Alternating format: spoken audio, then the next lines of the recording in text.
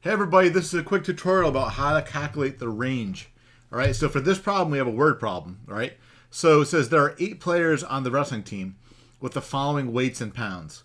So 112 pounds, 144 pounds, 98 pounds, 170 pounds, 154 pounds, 115 pounds, 133 pounds, and 155 pounds. All right, determine the range value. All right, so first of all, come over here and grab a pen or marker. It's up to you. All right. So remember, the way you find the range is you take the highest value or the maximum and you subtract the lowest value or the minimum. Okay. So it looks like our heaviest wrestling team member weighs 170 pounds. So let's put 170 pounds right here in the max. Okay. And our lightest player looks like weighs 98 pounds. So that's going to be our low.